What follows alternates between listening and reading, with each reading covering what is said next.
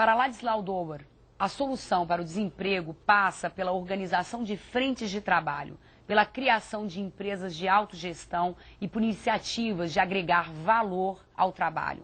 No terceiro e último bloco, Dober aponta os tipos de trabalho que existem no mundo hoje em dia e fala sobre a necessidade de políticas que combatam efetivamente esse grande problema que é o desemprego.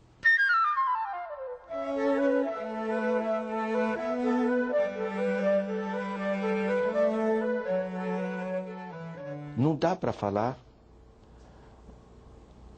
de maneira genérica em emprego, porque está em curso um tipo de hierarquização do vínculo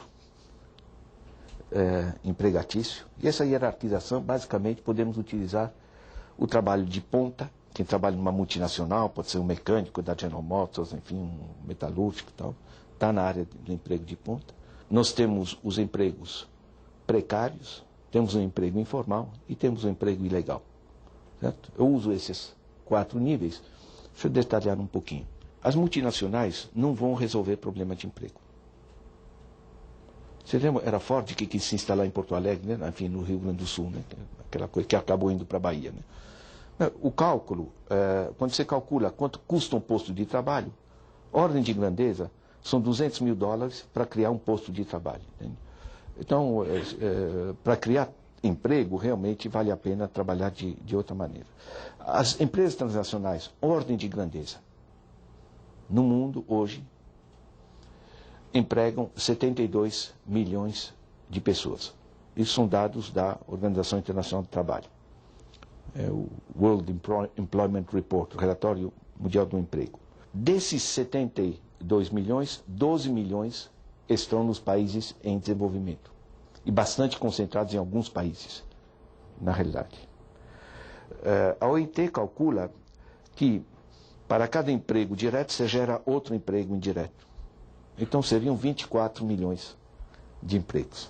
A população economicamente ativa do terceiro mundo, onde esses 12 milhões estão dispersos, é da ordem de 2,8 bilhões de pessoas. Ou seja, nós estamos falando, mesmo acrescentando emprego indireto, ordem de grandeza 1%. Isso é interessante, né? Porque a empresa internacional, ela gera muito pouco emprego, mas o produto dela se expande, né, amplamente pelo mundo. O impacto produto vai ser muito maior. Vai, por exemplo, desempregar nas empresas de sapato de Franca, coisa do gênero. Né? Por que eles têm essa penetração? Porque o emprego de ponta se apoia em empregos ditos precários, precarious jobs, terminologia americana. O exemplo da Nike que a gente usa porque ele é bastante conhecido, né?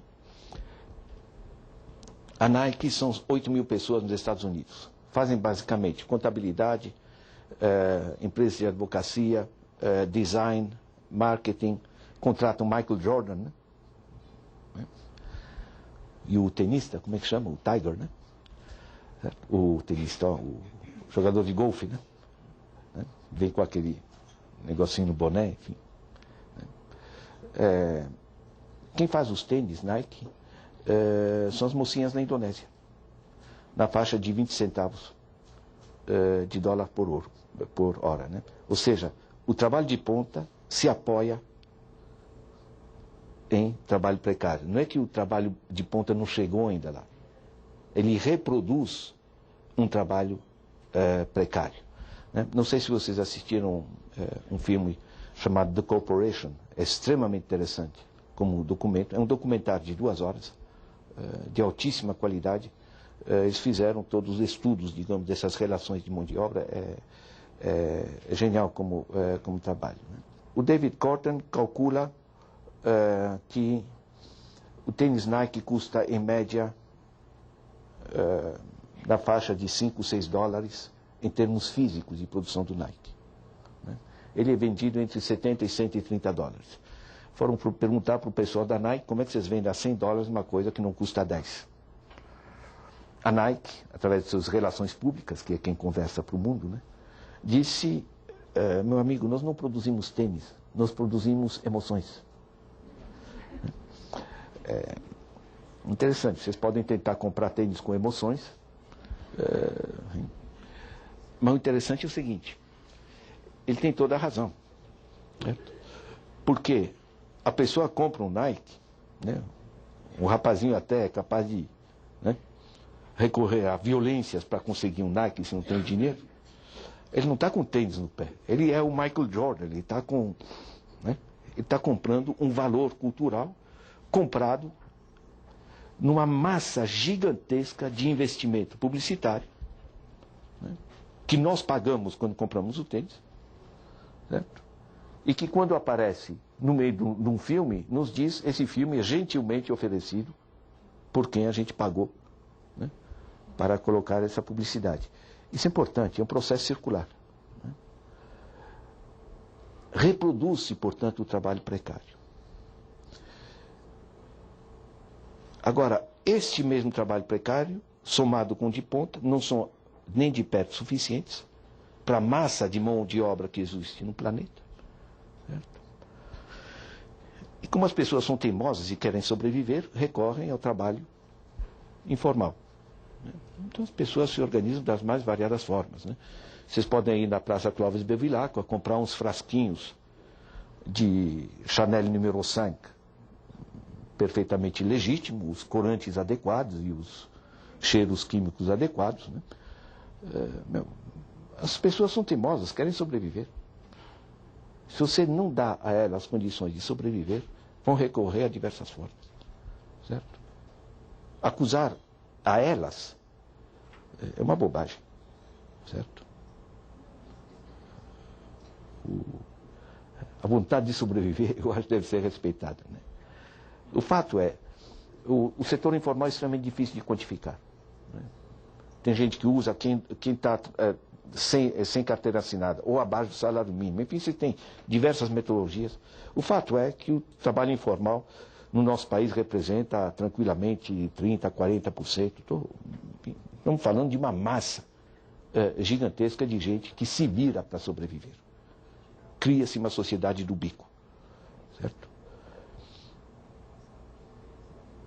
Abaixo disso, nós temos trabalho ilegal. O trabalho ilegal está se desenvolvendo de maneira generalizada. Vocês podem utilizar o trabalho subterrâneo, o underground, enfim, diversas coisas, não tem importância. Mas basicamente se trata do seguinte: a marginalidade não é mais marginal. Né?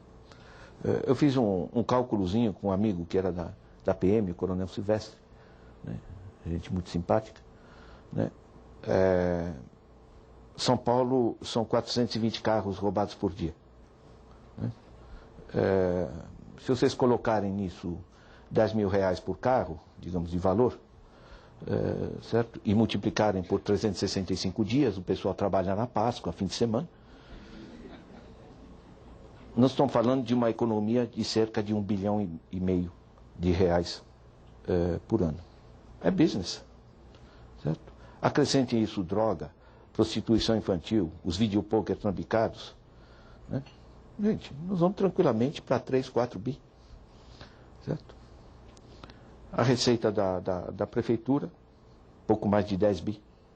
Para fazer tudo, saúde, educação, etc, etc. Estão entendendo? Não é uma coisinha que você põe debaixo do tapete. Né? E depois é uma coisa articulada, né? Porque os delegados acham interessante, porque, enfim, a primeira coisa que eles te perguntam quando seu carro foi roubado, quem é a seguradora, né? Porque, enfim, há certas simpatias que são trocadas. Né? As autopeças estão irritadas porque é concorrência desleal. Né? As montadoras estão contentíssimas porque renova o parque automobilístico.